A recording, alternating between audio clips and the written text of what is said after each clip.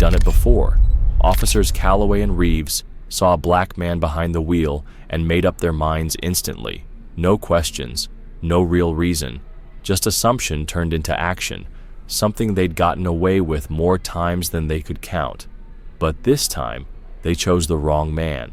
Michael Harris, a former Delta Force commander, and his pregnant wife Sarah was sitting right beside him. What was supposed to be a simple stop became something much darker. What started as passive intimidation shifted into outright aggression. And when Sarah tried to speak up, they threw her down, ignoring the life she was carrying and the pain they caused. Then they went home like nothing happened. No reports, no review, no consequences. But this time, consequences are coming. Because Michael Harris isn't waiting anymore. Justice isn't just an idea, it's personal now. Before we dive deeper, tell us where in the world you're watching from. And don't forget to subscribe. The headlights cut through the still night as Michael drove in silence. The hum of the tires, the rhythm of the road, peaceful, almost like a lullaby. Sarah leaned her head on the window, one hand resting on her belly, her eyes soft. "I've been thinking," she said quietly. "What if we name him Ethan?" Michael glanced over with a small smile, one hand on the wheel, the other reaching for hers. "Ethan," he repeated. The name hung in the air like a promise. She smiled. "Strong name, right?" "It is," he nodded. For a moment, everything felt right. But then, flashing lights in the rearview mirror, blue, red, getting closer. Michael's eyes narrowed. A patrol car. "Do you think—" Sarah started, but he was already guiding the car to the shoulder, smooth, calm, controlled. "It's just a stop," he said quietly. She nodded, but her body tensed. Her fingers tightened around his. Outside, two officers approached, one to each side, gravel crunching under their boots. The taller one, with a smirk that didn't belong in uniform, leaned toward the driver's side. His badge read, "Calloway." "Evening," he said, not like a greeting, more like a test. Michael kept his tone even. "Evening, officer." The second officer, Reeves, walked around to Sarah's side, his presence buzzing with impatience. Calloway tilted his head. "Little late to be out, don't you think?" Michael met his eyes. Didn't realize there was a curfew. A quiet scoff. No laugh, just a slow burn. Reeves tapped the flashlight against Sarah's window. She flinched. Michael's hand clenched tighter around the steering wheel. "Is there a problem, officer?" Calloway pulled out a notepad. "License and registration." Michael moved carefully, showing his hands, keeping everything visible, years of training kicking in. He passed the documents through the window. Calloway barely looked at them. His eyes were more interested in Sarah. "That your wife?" Michael didn't answer right away. There was something off in the way he said it. Calloway's eyes drifted to her stomach. "Guess congratulations are in order." Michael gave a polite nod. "Thanks." The officer turned the ID in his hand. "Military, huh? Delta Force?" He whistled. "That's supposed to impress me?" Michael answered calmly. "Not unless you're hiring." It was a joke, one meant to break the tension, but it did the opposite. Calloway's smirk dropped. The air went cold. "You think this is funny?" "No, officer, just talking." Another scoff, another step back, and then, like a switch flipping, the smirk returned. But it was sharper now, colder. "Step out of the vehicle." Michael didn't move, didn't flinch. Calloway's smirk stayed on his face, but the look in his eyes had shifted. The arrogance was still there, but now it was colder, sharper. "On what grounds?" Michael asked quietly. Calloway tilted his head, not missing a beat. "On the grounds that I said so." Beside him, Sarah barely whispered his name. "Michael." Outside, Reeves slammed the flashlight against the glass, harder this time. "You deaf?" he barked. Michael inhaled slowly, deliberately, keeping his body loose, his tone calm. "We haven't done anything wrong?" Calloway grinned wider. "That's the thing. It's not about what you did. It's about what I say you did." The words hung in the air, not a statement but a threat. Sarah's grip on his wrist tightened. Michael looked at her briefly, then turned back to the officers. He'd seen this kind of encounter before, too many times. And right then, it hit him. There was nothing he could say, nothing he could do that would change the outcome. Calloway had already decided how this was going to go. He exhaled through his nose, then slowly reached for the door handle. Calloway took a step back, casually, but with purpose. Reeves hovered behind him, hand resting just a little too close to his holster. Michael stepped out, feeling the night air wrap around him. Calloway scanned him up and down like he was searching for a reason, any reason, to escalate. He wouldn't find one, but that didn't matter. Hands on the car. Michael stood his ground. Reeves laughed under his breath. That was an order. Sarah's voice pierced the moment, soft but urgent. Michael, please. He clenched his jaw. He had followed every step, stayed calm, given respect. But it had never been enough, and deep down he knew it never would be. He placed his hands on the hood of the car. Calloway smiled. The kind of smile that didn't belong on a public servant. The kind that came from a different kind of power. Michael stayed still, calm on the outside. But inside, every muscle was wound tight, ready, watching. He'd been in places like this before, not physically, but spiritually. He'd seen men with too much power and too little purpose, corrupt commanders, insecure soldiers, men who needed control because they had nothing else, and Calloway fit right in. The officer tapped his belt, still holding Michael's ID like it was worthless. Delta Force, he muttered, slow and deliberate. One of those tough guys, huh? Michael's answer was steady. Something like that. Calloway scoffed. Yeah, I know your type.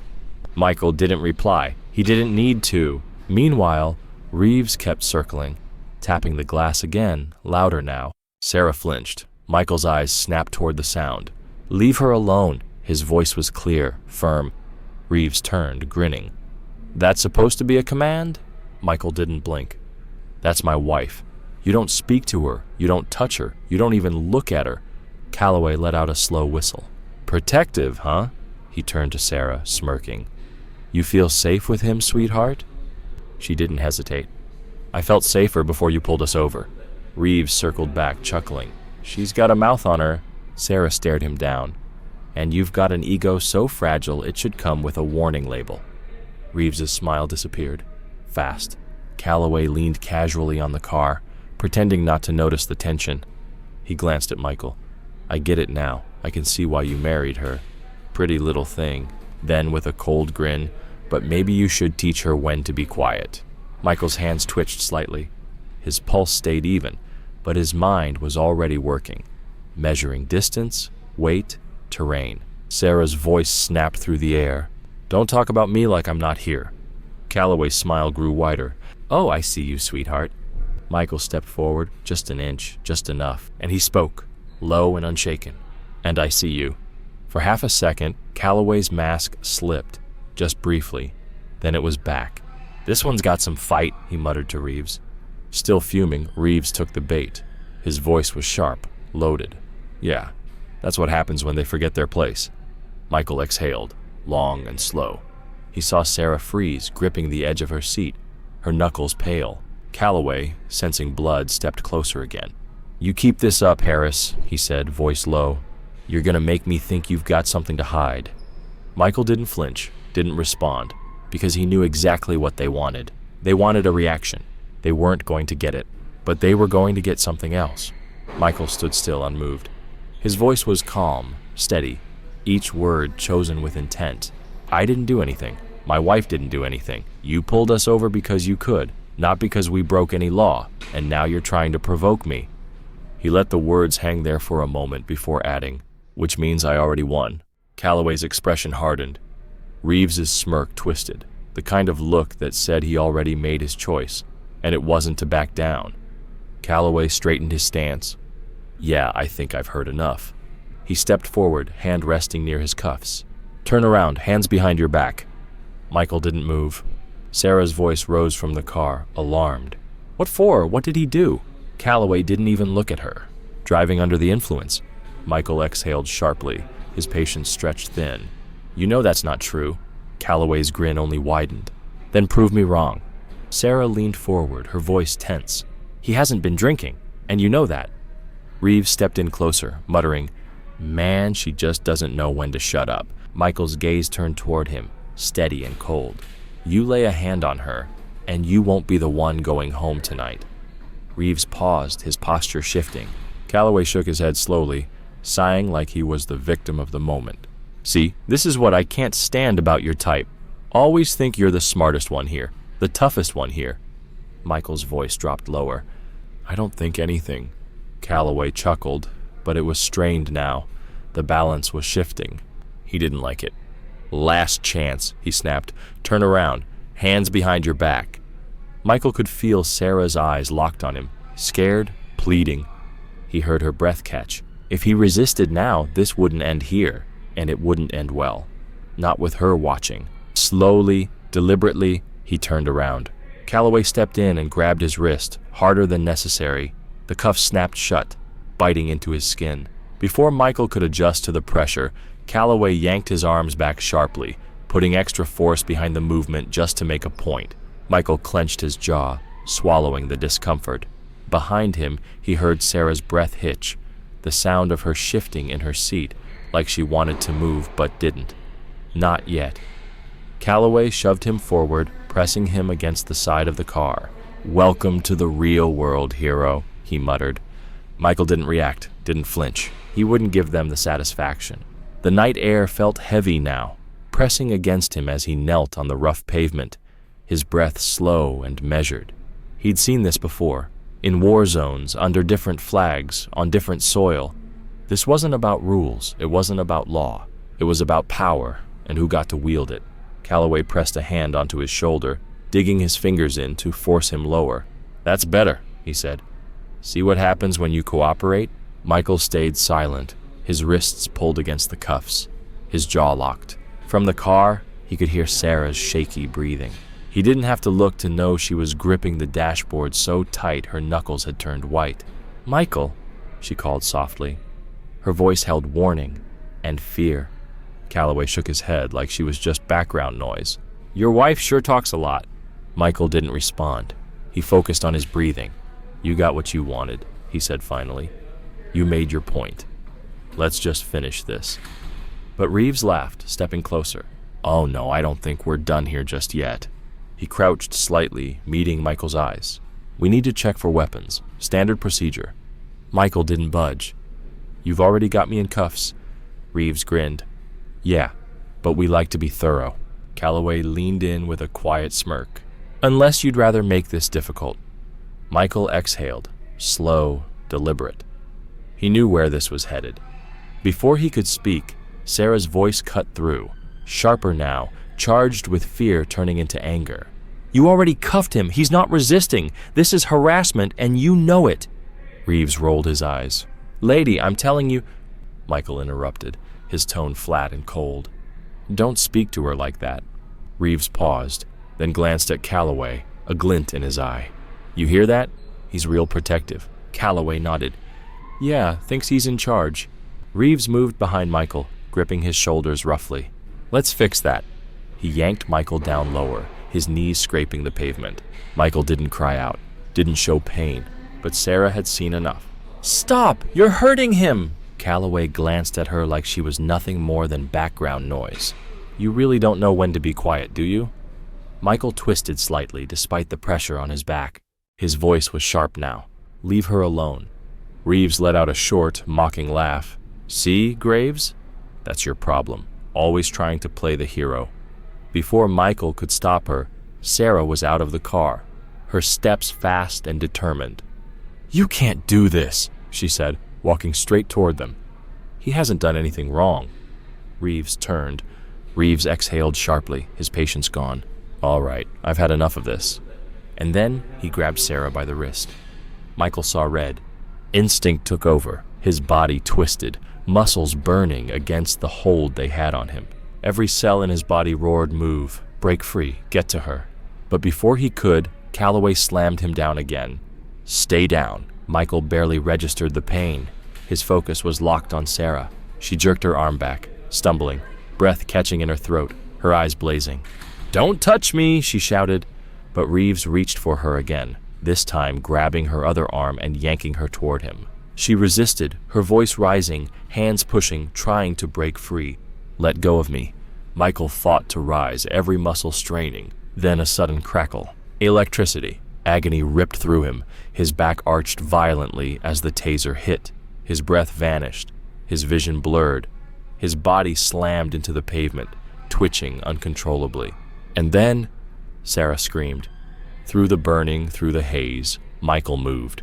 He fought the weight on his back, forcing his head up just in time to see it, Reeves slamming Sarah to the ground. The sound of her hitting the pavement was sharp and final. Her body curled instinctively, arms wrapped around her stomach, her breath coming in a strangled gasp.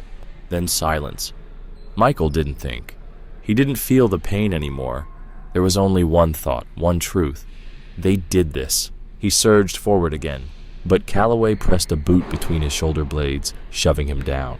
"Where you think you're going?" Michael gritted his teeth, strained harder. Crack. Another pulse of pain.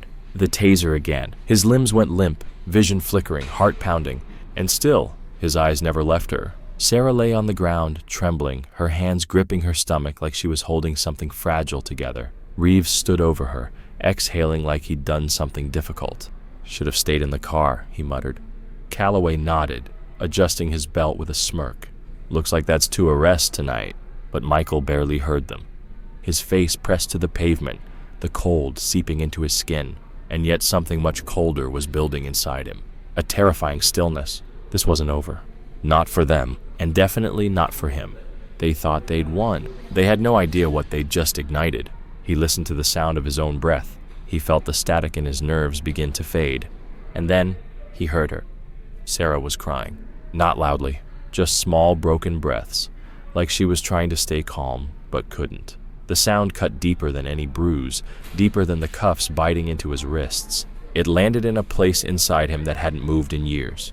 He forced his head up, vision swimming. She was still on the ground, curled in on herself, trying to breathe. Reeves stood above her, casually rolling his shoulder, like throwing her down had been just another part of the job. Michael clenched his jaw so hard his teeth ached. Calloway let out a lazy chuckle. "Look at you two." He nudged Michael's side with his boot. Not hard, just enough to remind him who was in control. "What happened to all that fight?" Michael didn't answer. He just stared, silent, burning, waiting. Reeves crouched beside Sarah, smirking. "She's a lot quieter now." Michael's vision went red. Sarah stirred, trying to sit up, her breath shaky. Calloway mocked. "Uh-oh, Graves. Looks like your lady's trying to get up." Michael's body reacted, muscles straining, cuffs digging deeper, the pressure of Calloway's boot still pressing him down. He couldn't move. But she spoke. "Michael." Her voice was almost a whisper. Calloway smirked. "Aw, she's calling for you." Reeves laughed. "Cute." Michael's breathing deepened. He had seen this kind of cruelty before. Different uniforms, different flags, same faces. They weren't enforcing the law.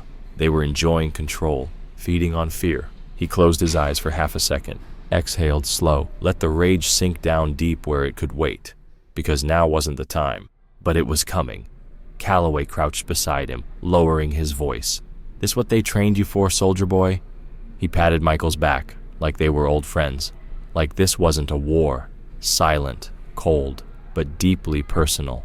All that discipline, all those years in the desert, and now here you are, face down in the dirt while your wife cries behind you. Michael opened his eyes. His gaze met Calloway's, slow, unblinking. There was something there now, something still, something cold. Calloway's smirk flickered. Only for a second, but it was enough. Reeves stepped back, dusting off his hands like the job was done. "Let's get him in the car." Michael barely felt the hands dragging him upright. His body moved on autopilot, adjusting his weight as Reeves gave him a rough shove forward. But his eyes, his focus, searched for only one thing. Sarah. She was still on the ground, trembling, pale. Their eyes locked, hers full of fear, of pain, but also something cracked beneath it, something breaking. He didn't look away, even as Reeves slammed him into the side of the patrol car and forced him in. He let her see his face, let her know this wasn't over. He saw her again, just for a moment, before Calloway yanked her roughly to her feet. She stumbled, clutching her stomach, her face contorted in pain. Their eyes met one last time, just before the door slammed shut. Then she was gone. Outside, the night became a blur of flashing lights and radio static. Inside the car, silence. Michael sat motionless, his hands flexing against the cuffs, his pulse thudding like a war drum. The car moved forward, away from her, away from what they'd done. Calloway was driving. Reeves rode up front, both too relaxed, too proud. The quiet dragged on until Calloway finally broke it. "You know," he said, glancing at Michael through the mirror, "I really don't get guys like you." Michael said nothing. "You leave the service, settle into a decent life, get yourself a house, a wife, and still you act like you're in charge." Reeves laughed. "Yeah, how'd that work out for you tonight?" Michael stared out the window, watching the streets drift by. Calloway kept going. "You had to know how this would play out. You knew the moment you opened your mouth, you were getting cuffed." He smirked. "And you still did it anyway." Michael finally spoke. His voice was low, steady. "You were going to do this no matter what I said." Calloway chuckled. "Smart guy." Michael turned his head just enough to meet his eyes in the mirror. "Then why ask questions you already know the answers to?" For a split second, Calloway's grin cracked. Reeves muttered, "Man, this guy just doesn't quit." But Michael looked away, not in defeat, because this wasn't the moment. Not yet. Up ahead, station lights glowed harsh and artificial, slicing into the night. The car slowed, the ride was over. But for Michael, it had only just begun. Calloway twisted in his seat, grinning. "Welcome to your new home, soldier boy." Michael exhaled slowly, his fingers curled. His thoughts sharpened. This wasn't the end. Inside the holding cell, time moved differently. The lights were dim and yellow, casting long shadows across concrete walls. Everything smelled stale. Everything felt wrong. Michael sat hunched on a narrow bench, muscles aching from the pavement, wrists raw from the cuffs. But none of that mattered, not compared to her. Sarah sat beside him, still, quiet, folded in on herself, her arms wrapped tight around her middle, her breath shallow and uneven. She hadn't spoken in minutes, hadn't moved. Michael watched her, forcing down the rising heat in his chest, forcing down the image of Reeves walking by their cell earlier, grinning. He didn't look toward the front desk, where laughter echoed, didn't acknowledge the officers joking like this was just another shift. He turned toward her, his voice low, firm. "Sarah." No reaction. Just the soft curl of her fingers in her lap, gripping. Nothing. His throat tightened. He reached for her hand, gently, slowly. Sarah's hand was barely gripping his, as if even that small contact might be too much. But she didn't pull away. And that was when Michael knew. The fire in his chest shifted, hardened into something deeper. Not rage, not panic, something colder, heavier, like steel settling into his bones. He turned his head toward the bars, voice sharp, slicing through the quiet like a blade.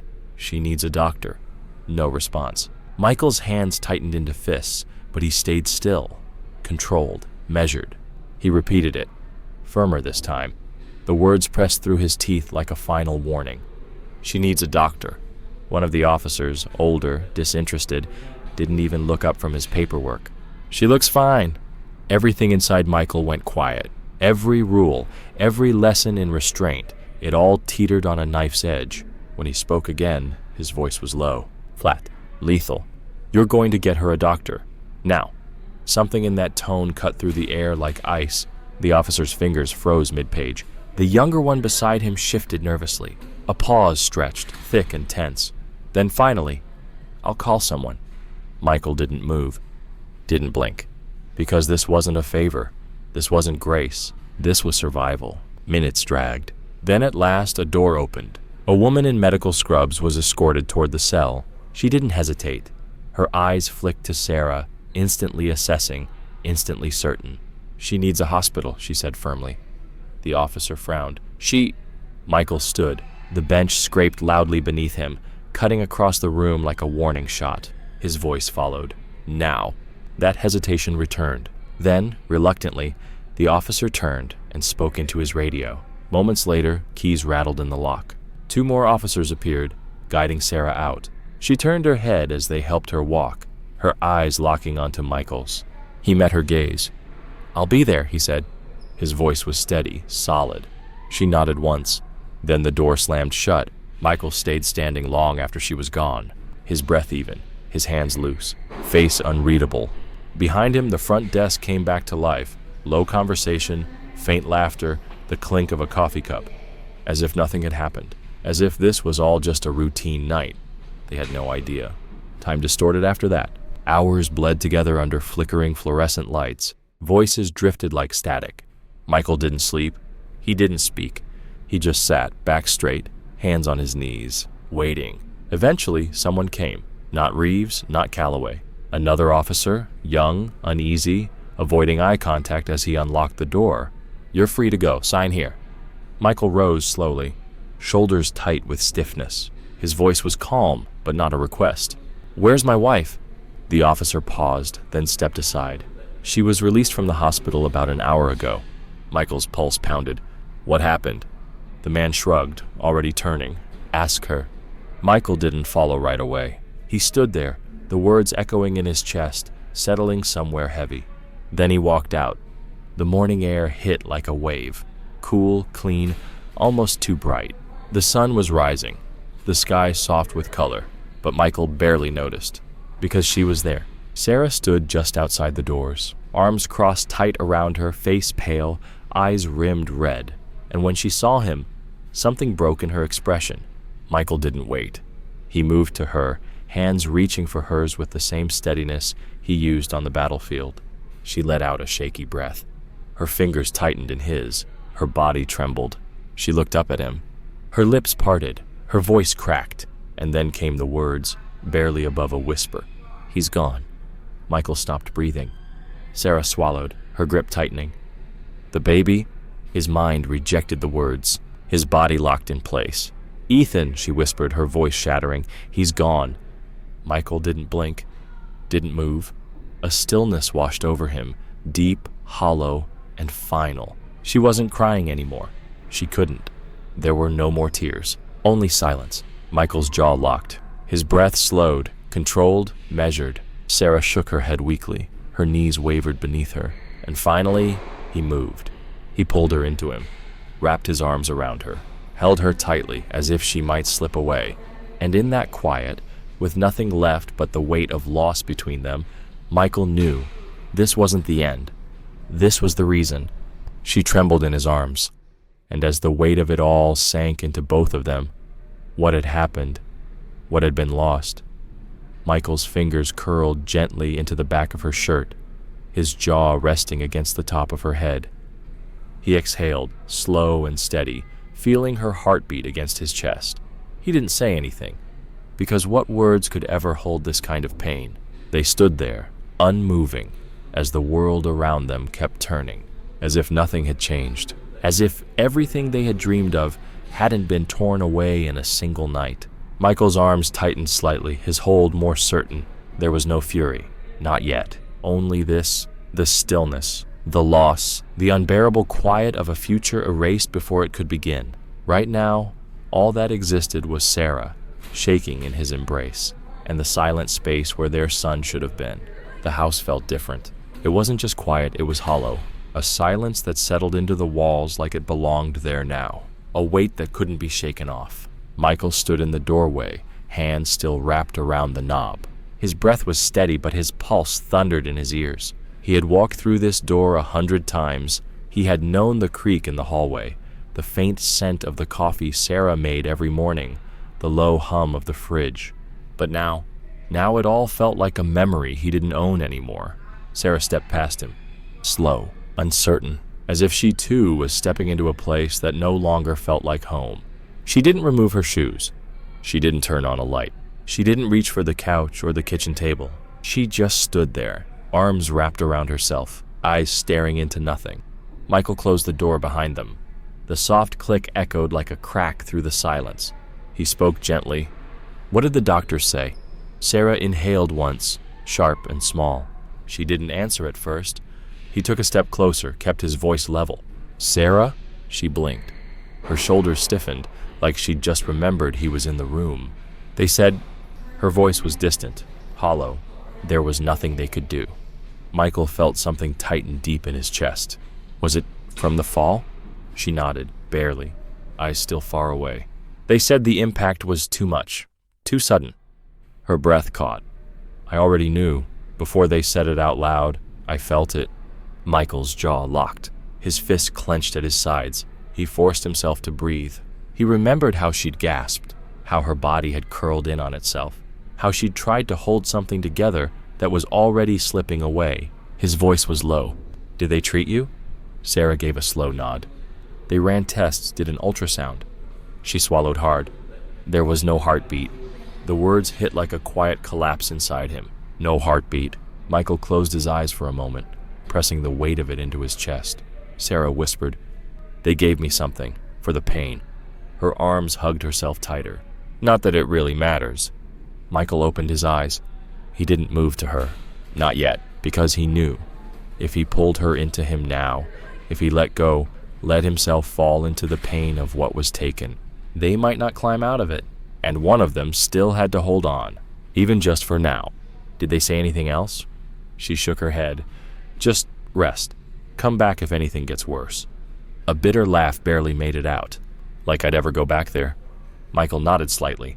He understood that completely. She lifted a hand to her face, pressing it against her temple. Her voice cracked. I keep thinking that holding him should have protected him. Michael's stomach twisted. Sarah shook her head, eyes brimming but dry. I couldn't save him. Before she could say anything else, Michael stepped forward. He closed the distance between them and wrapped his arms around her, his hands on her arms, pulling her in, gently but firmly, holding her close. His voice was quiet. Neither could I. Sarah inhaled sharply. Her fingers gripped the front of his shirt, holding on. Her body leaned into him like she needed to disappear into something safe, something solid. Michael held her tighter, pressed his lips to the top of her head, closed his eyes as she exhaled, a single shaking breath. Her hands balled into fists against his chest, and they stood there, two people, still, silent, with too much to carry, and nowhere left to run. Neither of them spoke. The silence stretched between them, thick, suffocating, unrelenting. Michael felt every second of it settle into his bones, every beat of a heart that would never beat again. Sarah shifted slightly in his arms. Her breathing began to steady, but she didn't pull away. Her voice came quiet as a breath. I don't know what to do. Michael opened his eyes. He stared into the darkened room, the furniture still there, undisturbed, as if nothing had happened. But everything had. He exhaled, pressing his chin gently to her hair. I don't either. And for the first time since that night began, he allowed himself to feel it. The grief, the weight of a future they'd already named, already dreamed, now gone. The only sound was her breath against his chest, and the empty stillness where their son should have been. Michael sat in the dim light of the living room, hands resting on his knees, fingers loose, eyes unfocused.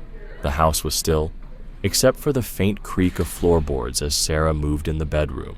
Her footsteps soft, her pace slow. It was well past midnight. Neither of them had slept. He had tried to close his eyes, to shut out the memory, but it came back every time. Her curled on the ground, gasping, her arms protectively around the child they would never meet. And over it all, Calloway's laugh, Reeves's smirk, the way they stood over them like nothing they did mattered, like there'd never be consequences. Michael inhaled through his nose, controlled, focused, but his hands were no longer relaxed. His knuckles had turned white where his fists pressed into his knees. The grief was still there, but underneath it, something else was forming, something quieter, colder. He had been trained for control, for calculation. He had survived war by staying focused, by keeping his emotions caged. But this wasn't a battlefield. This was home, and someone had brought the war to them. His jaw tightened as he stood. His body moved slowly, like something heavy was holding him down. He glanced toward the bedroom door. It was closed. Sarah was inside, awake, lying on her side, staring at the wall. She hadn't said much since they returned. Hadn't eaten, hadn't turned on the lights, hadn't reached for him, just moved through the house like a ghost. Michael's breath left him in a slow stream. He had been patient. He had let the process run its course. He had believed, even if just for a moment, that justice might come on its own. But deep down, he had known. The moment they locked him in that cell. The moment he heard them laugh. The second Calloway looked him in the eye and smirked. He had known they weren't going to pay. Unless his hands flexed at his sides. He grounded himself. Forced his thoughts into order. He wouldn't move until he was sure.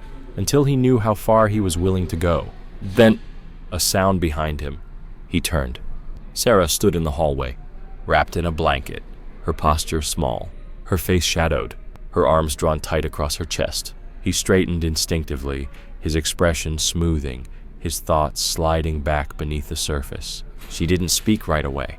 She just looked at him, and for a moment he thought she might ask, might see, might recognize the way his shoulders had squared, the way his stance had shifted, the way something inside him had already started moving. But she didn't. Instead, her voice came quietly. "You're angry." Michael nodded once. "Yes." Sarah studied him, her grip on the blanket tightening. "I've never seen you like this before." He didn't look away. "I've never felt like this before." She swallowed, her breath uneven, her voice softer now. "I don't know what to do with it." Michael exhaled, jaw flexing. "You don't have to." She let out a sound, half breath, half laugh, cracked and bitter. "How can you say that?" She shook her head. Her eyes shimmered. "I can't just sit here. I can't just exist knowing they're out there, sleeping in their homes, untouched." Her voice broke. Michael moved toward her. Not slowly, not carefully, just enough to close the distance before she collapsed under the weight of it.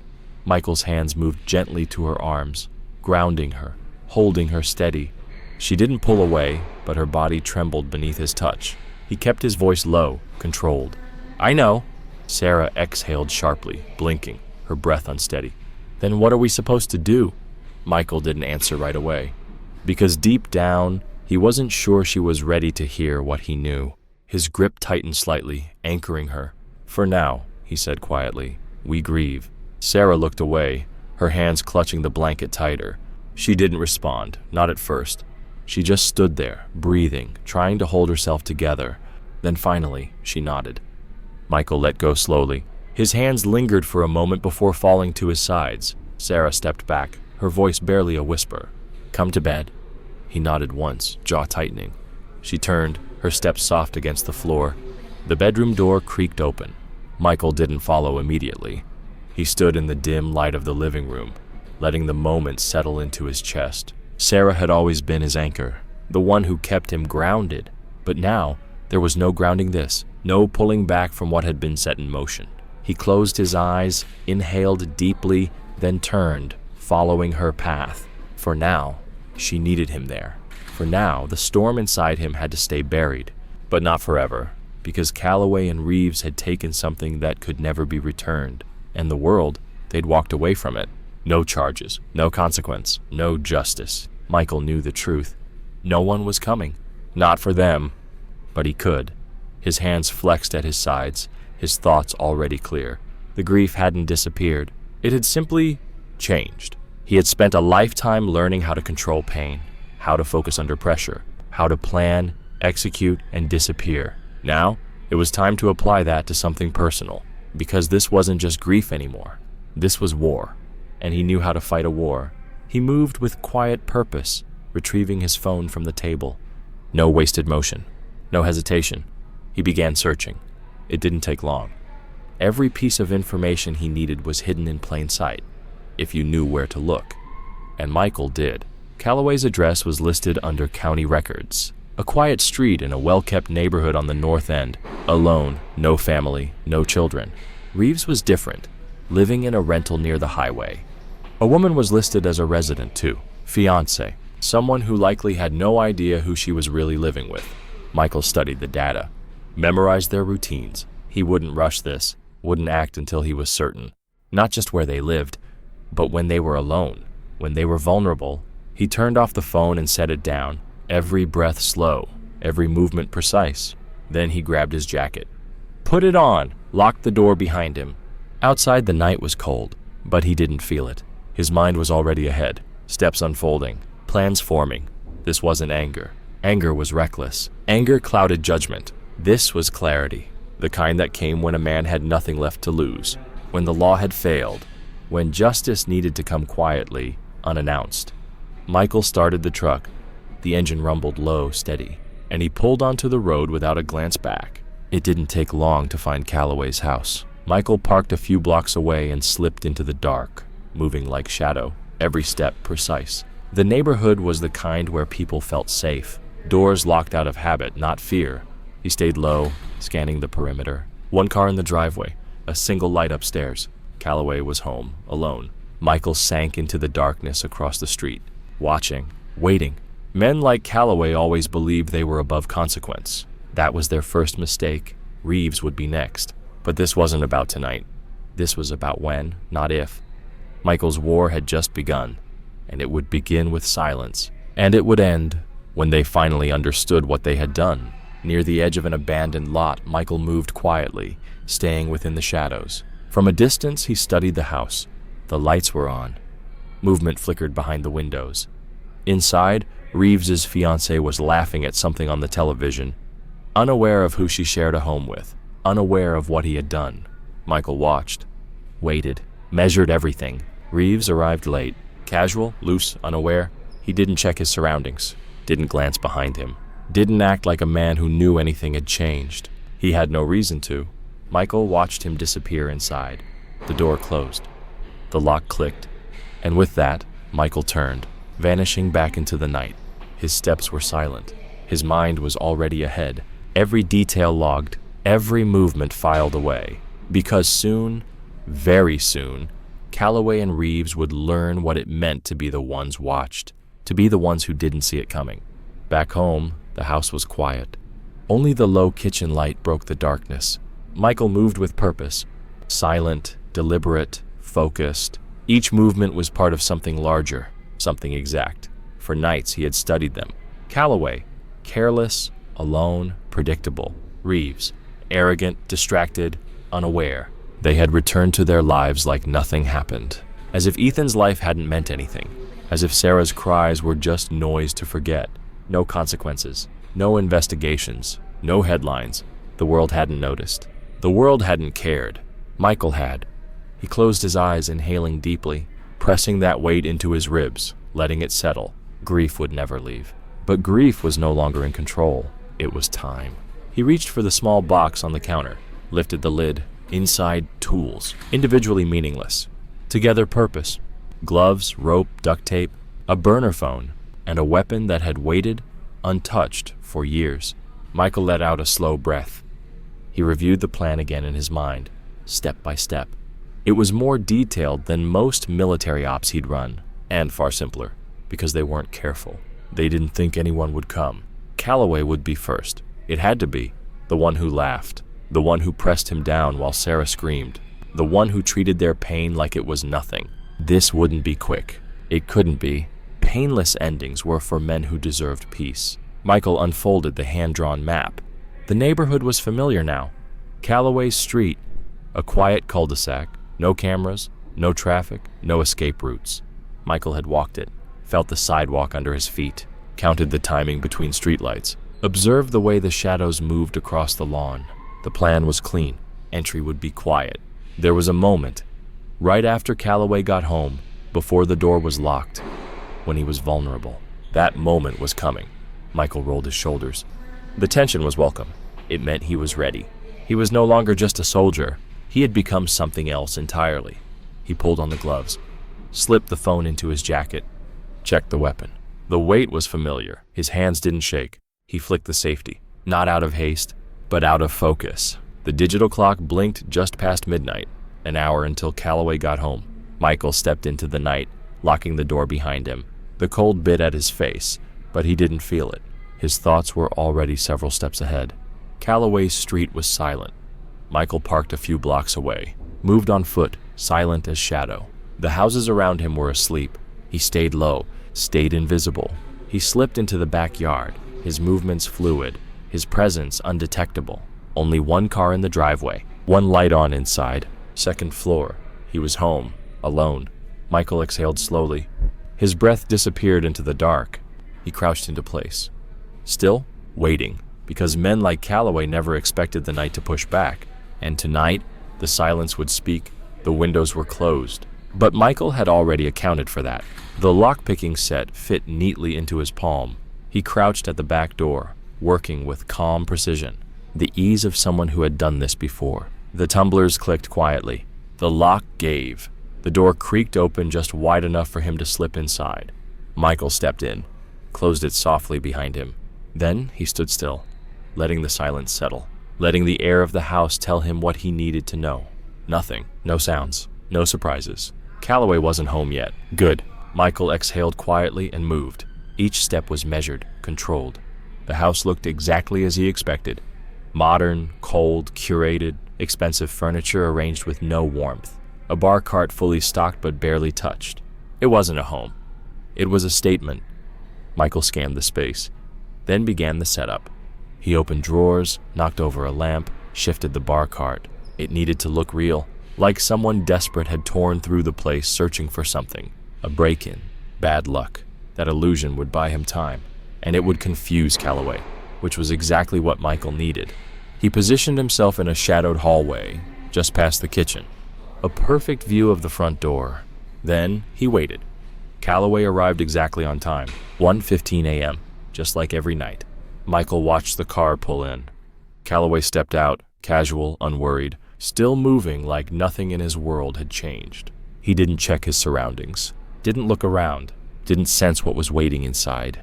The door opened, and then silence. Michael saw it the moment the illusion registered. Calloway's posture shifted, his body stilled. His gaze swept the living room, the open drawers, the mess, the tipped lamp. A robbery. Michael saw the flicker of confusion, then tension. Calloway's hand twitched toward his belt, but there was nothing there. No badge, no weapon. And right then, Michael struck. One blow, clean, precise. The butt of the weapon slammed into the back of Calloway's head. He stumbled, dropping his phone, the sound of it hitting the floor sharp in the quiet. Michael was on him before he could recover. A punch to the ribs, deep, crushing, drove the breath from his lungs. Then another, center mass. Calloway doubled over, knees nearly buckling, body folding under the pressure. Michael didn't hesitate. He grabbed the back of Calloway's shirt, yanked him upright, and drove his knee into his stomach. Calloway choked, gasped, tried to breathe but couldn't. He flailed, clawed, but he couldn't fight back. Michael shoved him forward. Calloway crashed into the coffee table. Glass shattered. Liquor bottles toppled. The impact echoed. Calloway groaned. His limbs scrambled for balance, fingers scraping at the floor. Michael watched, his breathing calm, his movements focused. This wasn't rage. This wasn't personal vengeance. This was accountability. Calloway gasped, his body trembling, trying to rise. Michael moved again, grabbing the back of his head, slamming him down hard onto the floor. A grunt, a sharp crack. The floor took the impact. So did Calloway's face. He went limp. His breaths came in short, panicked bursts. Michael reached into his pocket, pulled out the zip ties, and bound Calloway's wrists behind his back. Tight, tighter than necessary. No room for escape. Michael knelt beside him, studied him. Calloway was still gasping, his forehead pressed to the floor, his body shuddering, his mind still trying to understand what was happening. But Michael didn't let him. Not yet. He needed Calloway confused, afraid, vulnerable, and most of all, he needed him to believe this was something simple, a burglary gone wrong. Let the fear crawl under his skin. Let it grow. Calloway swallowed. His voice broke, hoarse and shaking. Take whatever you want, just go. Michael stayed silent. There was so much he could say, so many things he wanted to throw back in his face. He could have told him what it felt like to be held down, to feel weight pressing into your spine, to hear your wife cry and not be able to reach her, to lose everything, and be laughed at while it happened. But he didn't, because this wasn't the moment to speak. This was the moment to let him feel it. While the people he loved had suffered, Michael had wanted to say it. Every bruise left on Sarah, every second she'd spent on the ground in pain, every breath their son had never taken. He had wanted to return it all, piece by piece, second by second. But this wasn't the moment for words. Not yet. This wasn't about him. It was about fear. Michael reached for the couch, dragging a pillow onto the floor, pressed it down beside Calloway's face. A muffled gasp, confusion. Then pressure. Calloway's body convulsed. A strangled gasp escaped as the fabric cut off his breath. Muscles locked, legs kicked, fingers twitched helplessly against the floor. Michael held firm, just long enough for the panic to set in. Then he released. Calloway sucked in air, gasping, coughing, his whole body trembling. Broken, confused, lost. Michael stepped back, silent again, fading into the shadows, watching, letting him sit with it, letting him believe it was something random. Just bad luck, letting him wonder who had turned his world upside down, and why. By the time someone found him, Calloway would be shaken, humiliated, and deeply alone. Michael walked out the way he came, disappearing into the night, the weight in his chest lighter than it had been in days. One down, one to go. He stepped through the front door just as dawn began to break, a faint glow bleeding through the blinds, casting long shadows across the floor. The house was silent, not peaceful, just still, heavy. He moved carefully, closing the door without a sound, slipping off his jacket, shoulders rolling to ease the lingering tension. The adrenaline had faded, but the weight of what he had done remained, settled into his bones, in the ache of his knuckles, in the slow, steady rhythm of his breath. He had done it, and for the first time since that awful night, since the hospital, since Sarah's voice had broken while telling him Ethan was gone, he felt something. Not peace, not closure, but something. Then he saw her.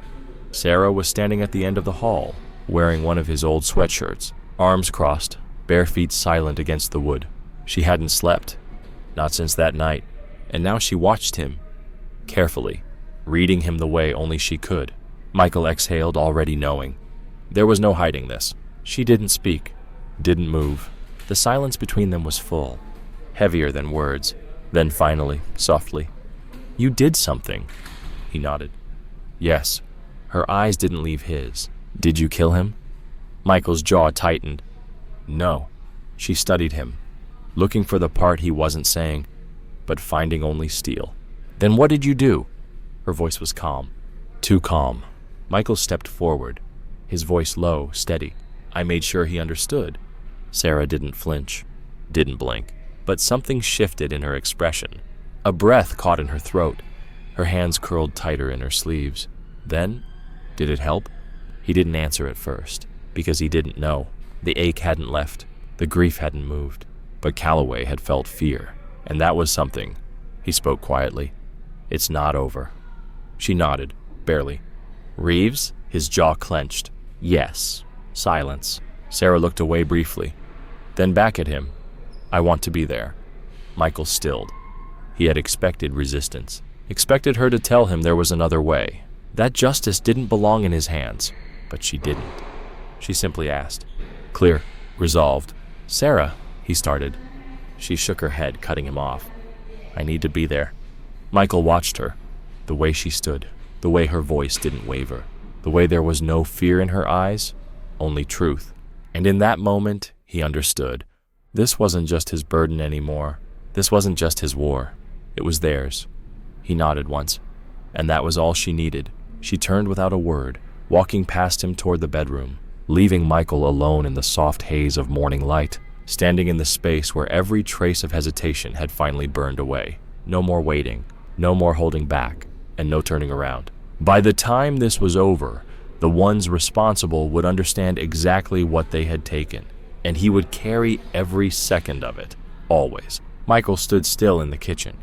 The floor creaked softly beneath his feet. The weight of the night hadn't left him. It pressed into his shoulders, settled deep into his bones, like something that refused to let go. He had expected some kind of release, a shift, some moment where the fire inside would burn itself out. But it hadn't, and maybe it never would. Across the room, Sarah's voice broke through the quiet. "It's not enough." Michael lifted his gaze. She stood in the hallway, arms folded, back straight, her eyes steady. There was no question in her voice, just a truth laid bare. He exhaled, slow and controlled. He'd known this moment was coming. From the second she said she wanted to be there for the next one. He understood this wasn't about Calloway. Not anymore. Sarah's fingers curled against her sleeves. Her voice stayed low. "They'll recover. Pretend it was random. Calloway will stay silent. Reeves will tell himself it was nothing. And the others? The ones who stood by? They'll think they're still safe." There was a rawness beneath her words now, something sharper than pain. Michael nodded. We change that. Sarah's eyes darkened slightly. We make sure they know they're never safe. Michael's hands rested on the table, his fingers flexing once before going still. We tell them. She tilted her head slightly. Waiting. He straightened. Reeves will be next, and when it's done, he'll understand what happens if he ever touches someone again. Sarah didn't flinch. Calloway? Michael's jaw tensed. Reeves will tell him. Because Reeves would unravel faster. He was impulsive, reactive, the kind of man who cracked under pressure. He wouldn't speak right away, not in front of his peers. But in the quiet, when fear had time to settle, he'd break. Sarah's lips pressed together. So we don't stop with them. Michael met her gaze. Not anymore. This wasn't about revenge. This was about the culture that allowed it to happen, the silence that protected it. Sarah nodded once. Good. Michael studied her. The way her fingers twitched, the way she stood, unshaken. This wasn't about him anymore. It belonged to both of them now. Then Sarah inhaled deeply, her voice softer, but still steady.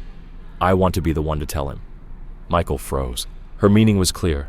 She didn't want just closure. She wanted him to hear it, from her. When we're done, she said, Reeves, I want him to know it was me. Michael exhaled slowly, letting her words settle. Then he nodded. She turned, disappearing into the hallway, her footsteps silent, her presence still echoing in the space she left behind. Michael stood there for a moment, then turned toward the table, reached for his jacket. The weight settled over his shoulders like it had always been there. This wasn't over. Not for them. Not for Calloway. Not for Reeves. Because true fear wasn't loud. It lived in the silence, in the late hours of the night, in the glance over the shoulder that found nothing until it did. And now that fear belonged to them. Michael and Sarah had prepared everything with care. 2 nights of watching. 2 nights of learning. Reeves was different. Not as sloppy as Calloway, but just as confident. Just as unaware. They had tracked him to a bar on the edge of town, a dim, quiet place where certain officers gathered, where they laughed over drinks, shared stories no one else was meant to hear, and left behind their masks. Reeves had stayed later than usual tonight, alone, no one waiting for him, no one checking in. Michael and Sarah waited in the alley behind the building, their car parked 2 streets away, clear of cameras, unseen. They had memorized every part of his exit. He would leave through the back, smoke a cigarette beside his car, check his phone, drive home. He had done it every time. Except this time, he wouldn't make it to the driver's seat. Know who's watching, or when, or why. Michael's words slipped through the silence like a knife. Not loud, not angry, just final. Reeves's chest rose and fell in tight, uneven rhythm. His mouth opened, then closed again. Whatever words he was about to say died in his throat. He was starting to understand. Michael stood, the scrape of his boots against the floor cutting through the stillness. He didn't look at Reeves again. Didn't need to. Sarah stayed crouched a moment longer, watching Reeves with the same expressionless calm he had once seen in her face during the hospital vigil. The nights she never cried, the mornings she never screamed, just sat, silent, shattered, unmoving, and now, finally unbroken. You remember Calloway? She asked quietly. Reeves twitched. She didn't wait for a response. Whatever story he gave you, whatever lie he told himself to sleep at night, ask him again, next time you see him. She stood slowly, brushing her palms together like the conversation was over. Because it was. Michael turned toward the doorway. Sarah followed, their steps echoing across the empty concrete. Behind them, Reeves lay motionless, his breath shallow, his thoughts racing, and in that moment, completely powerless, the bulb flickered overhead. Dust danced in the silence, and for the first time in his life, Reeves didn't feel untouchable. He felt watched. He felt hunted, and that fear, it would follow him now, into every hallway, into every shift, into every night. It would whisper when the phone rang unexpectedly.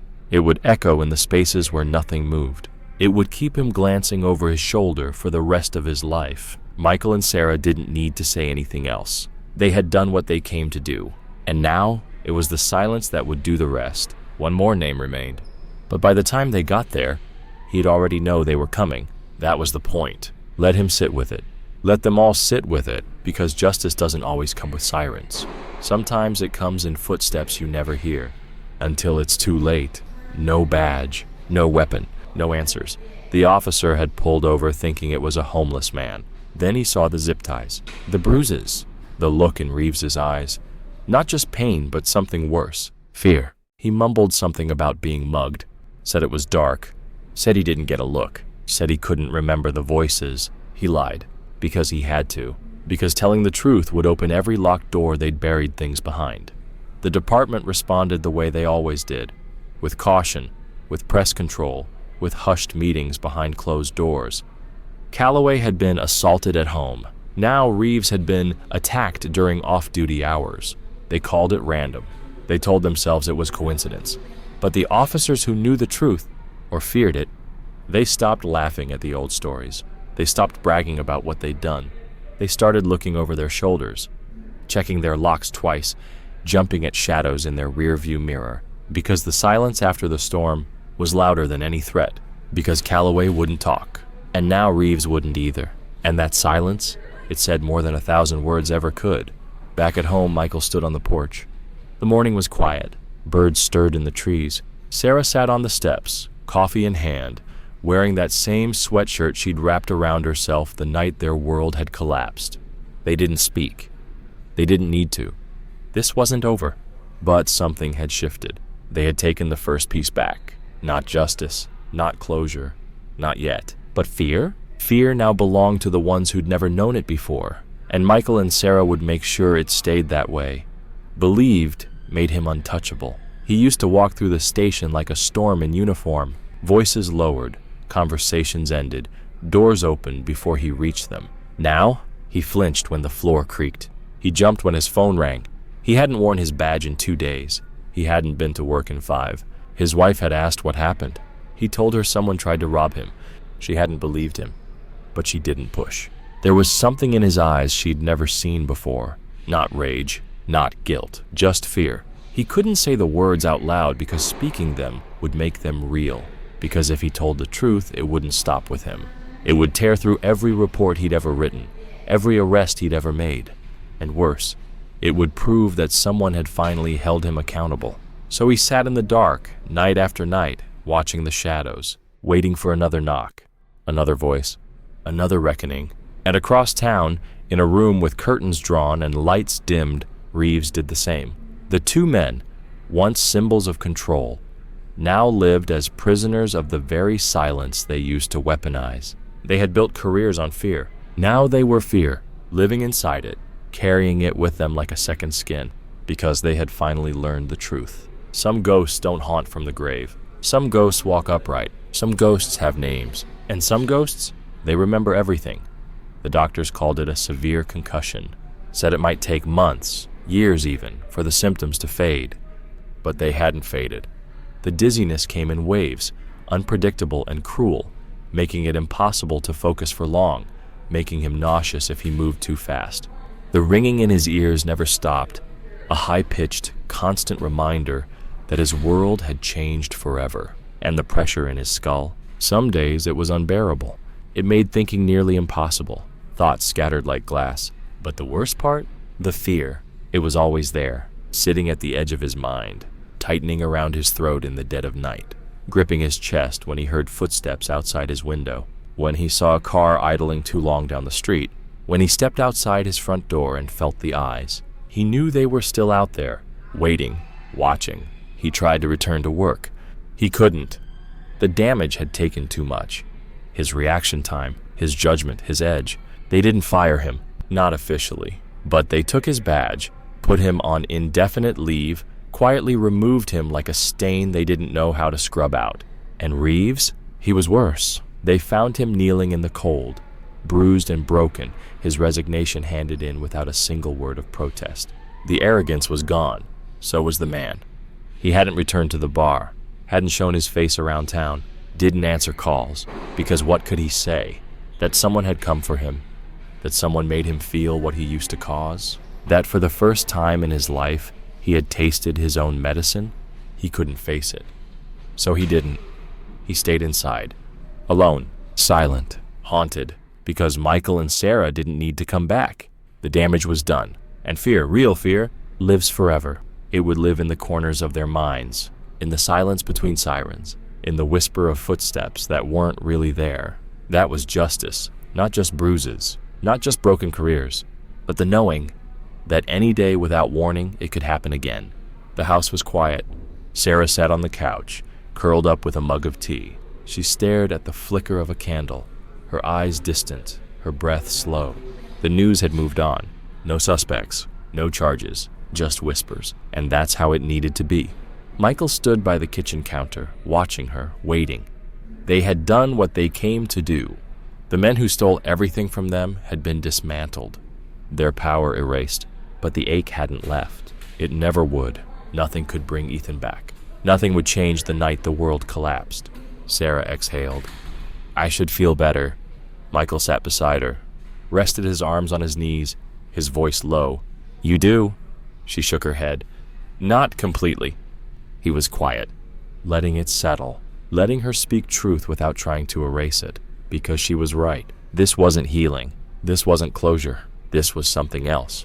He reached for her hand, held it gently, felt her strength through the pain. We didn't do this to feel better, he said. Sarah closed her eyes, exhaled again.